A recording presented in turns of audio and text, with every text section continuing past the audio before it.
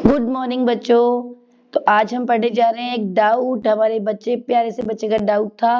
वो बोल रहे थे मैडम कैसे ऐड करेंगे हम एल्कीन में हैलोजेंस। तो एल्कीन में हैलोजन ऐड करते हैं। आपके एनसीईआरटी बुक में भी दिया हुआ है। ब्रोमीन को CCl4 कार्बन टेट्राक्लोराइड की प्रेजेंस में ऐड करेंगे तो what will be the product. और अगर आप ब्रोमीन को वाटर की प्रेजेंस में ऐड करेंगे तो what will be the product. This is in our syllabus. भैया 11th क्लास में तो याद कर लो, उससे काम चल जाता है और नंबर नहीं कटते। बिल्कुल, और बच्चे याद भी कर लेते हैं, इतना अच्छा दिमाग होता है बच्चों का, तो वो याद वाद सब कर लेते हैं। लेकिन जब पहुंचते हैं जेई मेन की टेबल तक, तब तक सब कुछ गायब हो चुका होता है। तो लर्निंग कैपेसिटी भी वहीं पे यूज करनी चाहिए जहां पर दिमाग का काम हो। जब तक कंसेप्ट नहीं क्लियर होगा तब तक लर्निंग भी नहीं आएगी। नन्ना सा एल्कीन लेते हैं। एल्कीन के पास डबल बॉन्ड है। एक बॉन्ड में सबको मालूम है 2 इलेक्ट्रॉन होते हैं। और ये कार्बन चाहता है क्या? हर कार्बन क्या चाहता है बच्चों? 4 बॉन्ड बनाकर 109.28 डिग्री का इंच का बॉन्ड बनाकर और 3D स्ट्रक्चर बनाकर खुश हो जाए, बहुत मजे ले और इसके खुशी के आंसू आए। इसकी ये इच्छा है। अब तुमने क्या किया? इसको पटक पटक के इसके ऊपर स्ट्रेन डाल डाल के डबल बॉन्ड कर दिया। इसका घूमना फिरना सब बंद कर दिया। अब क्या होगा? जैसे ही इसके पास कोई वो जाएगा, क्या जाएगा बेटा? कोई भी इलेक्ट्रोफाइल न्यूक्लियोफाइल जो भी जाएगा, वो क्या हो जाएगा? उससे इलेक्ट्रॉन लेने में उसको ये डबल बॉन्ड देने के लिए आतुर हो जाएगा, मतलब बहुत ही ज्यादा एक्साइटेड हो जाएगा। बाहर में जाओ तुम, डबल बॉन्ड कैसे भी किसी के भी साथ चले जाओ। तो ये करने के लिए अब जैसे ही Br2 CCl4 में होता है तो इसका ब्रेकिंग हमेशा, चाहे वो ये ऑर्गेनिक सॉल्ट है बेटा, ऑर्गेनिक सॉल्वेंट है बेटा।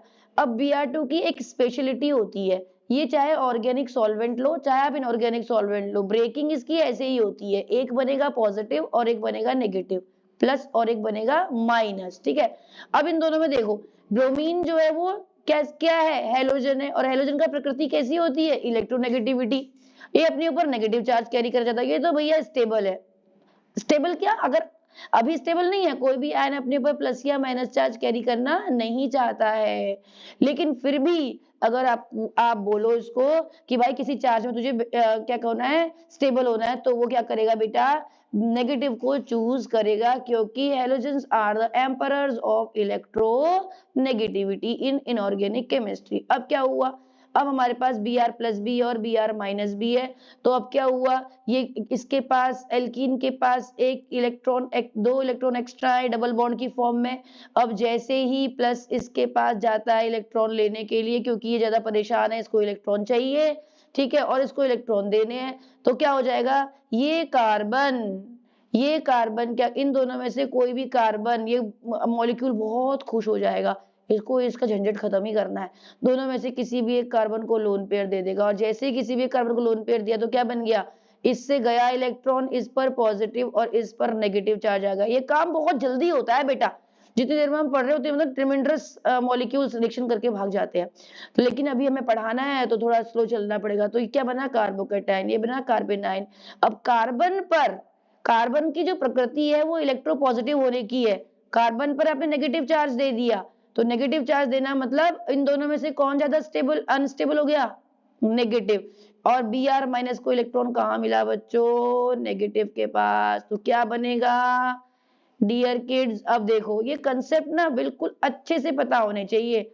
अगर ये सब पता है ना, फिर तो तुम्हें दुनिया का कोई भी इंसान मात नहीं दे सकता। अब बना आपका कार्बोकेटाइन, यानी कि ये कैसी मैकेनिज्म है? कार्बोकेटाइन मैकेनिज्म गई। ठीक है, अब ये कार्बोकेटाइन बन गया। अब क्या था? ये दूसरा वाला Br सॉल्यूशन में पड़ा हुआ है, ये भी परेशान है, क्योंकि कोई भी एटम अपने ऊपर प्लस या माइनस चार्ज कैरी करना नहीं चाहता है।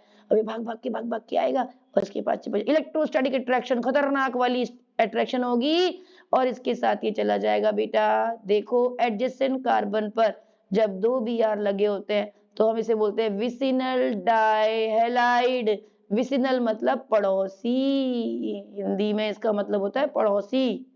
तो नेबरिंग एटम जिसको इंग्लिश में बोलते हैं, तो नेबरिंग एटम के ऊपर अगर हमारे पास कोई हैलोजेंस लगे होते हैं, विसिनल डाइहैलाइड्स बोलते हैं, और अगर यहाँ अल्कोहल लगा होता है तो हम विसिनल डाइऑल्स बोलते हैं।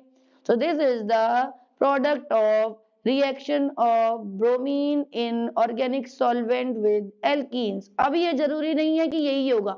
अब क्या करा, परेशान कर दिया तुमको, किसने, आईआईटी के प्रोफेसर ने। क्या कहते हैं वो, कहते हैं कि ऐसे नहीं, हमें ऐसे नहीं करना भाई, मैं तो कह रहा हूं कि तुम वही एल्कीन लो और उसमें तुम ब्रोमीन को लेके आओ, लेकिन अब तुम पोलर सॉल्वेंट लो। लो अब बताओ, अगर तुम्हें इतना ही आता है तो बताओ भाई, अब क्या करोगे बच्चों। आपको पता है हमारी मैडम ने क्या बताया है, ब्रोमीन का चाहे इनऑर्गेनिक सॉल्वेंट हो चाहे ऑर्गेनिक सॉल्वेंट हो, ब्रेकिंग तो भैया ऐसे ही होती है। ठीक, तो कैसे बनेगा, एक पॉजिटिव होगा और एक नेगेटिव होगा। लो भैया आया। अब वही सेम चीज, पहला स्टेप वही होना है बच्चों। एक बॉन्ड में कितने हैं, 2 इलेक्ट्रॉन्स है। एल्कीन, ये वाला जो एल्कीन है वो हैप्पी हो चुका है। क्या करना है उसको, डबल बॉन्ड का झंझट खत्म करना है। दोनों में से किसी भी एक कार्बन को बोलेगा लोन पेयर लेके जाओ। अभी इसको दे देते हैं इस वक्त। तो एक जो ले गया उसके ऊपर क्या आएगा बेटा, नेगेटिव चार्ज। जो जिसने दिया उसके ऊपर क्या आया, पॉजिटिव चार्ज। अब दोनों में से कौन ज्यादा खतरनाक हो गया, नेगेटिव वाला। क्यों, क्योंकि कार्बन के ऊपर नेगेटिव चार्ज है।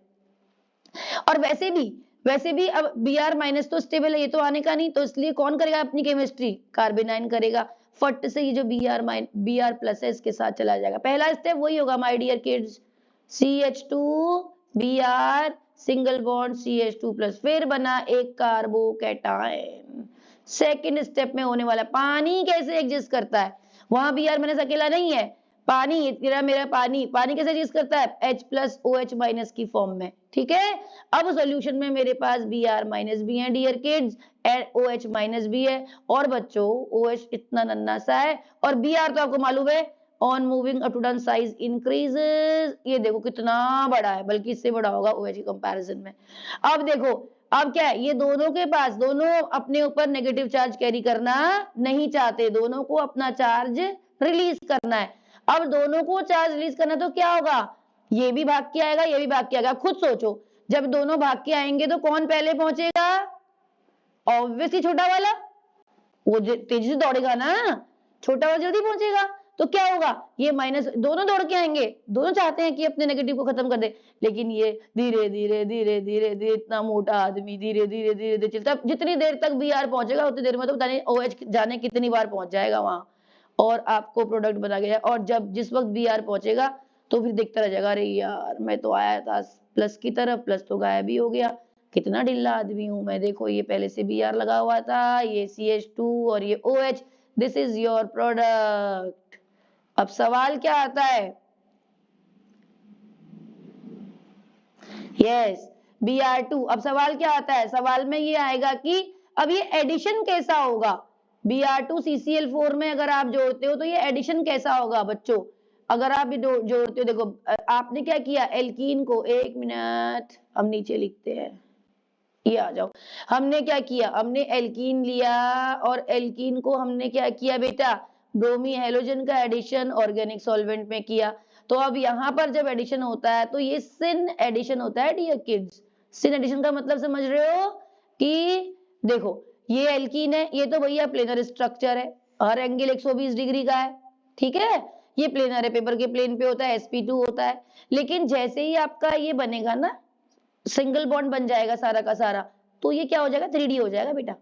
3D होते ही ये sp3 हो गया। नहीं, और sp3 होते क्या होता है, इसमें ऐसा थोड़ा ना होता है, दो तो बॉन्ड पेपर के प्लेन पर होते हैं, एक पेपर के प्लेन पर एक ये होगा और एक ये होगा, एक होता है कहाँ की तरफ, ऑब्जर्वर की तरफ, और उसको हम कैसे लिखते हैं, ब्रोकन वेज से। ये देखो इसको मिटाते हैं, अवे फ्रॉम द ऑब्जर्वर, नहीं ये होता है अवे फ्रॉम द ऑब्जर्वर, इसको हम ब्रोकन वेज से शो करते हैं ऐसे। और टुवर्ड्स ऑब्जर्वर जो होता है वो क्या होता है, सॉलिड वेज। सिन एडिशन का मतलब है कि अगर आप यहां से CCl4 में 2 Br जुड़ रहे हैं तो ये वाला Br भी अगर सॉलिड वेज में आया है इधर, तो दूसरा वाला भी सॉलिड में ही आएगा, आप ब्रोकन में नहीं भेज सकते उसे। अगर एक ब्रोकन में गया और दूसरा सॉलिड में गया तो उसको बोलेंगे एंटी एडिशन। तो यहाँ पर सिन एडिशन होता है, ध्यान रखेंगे बच्चों, दिस इज एडिशन। ठीक है, तो एडिशन एक बार नेट में ही पेपर में आया हुआ था कि which among the following is addition, तो पता है क्या लिख दिया बच्चों ने, मार्कोनिकोव एडिशन। बताओ थोड़ा ना syn addition, Markovnikov anti Markovnikov rule है, सिन और एंटी एडिशन है, तो इस बात का भी ध्यान रखेंगे। बहुत बेसिक बेसिक चीजें कंपटीशन में। तो बेटा जैसे हमने एल्कीन में अभी ऐड किया है, क्या किया अभी एल्कीन में हमने ब्रोमीन इन ऑर्गेनिक सॉल्वेंट, ठीक है।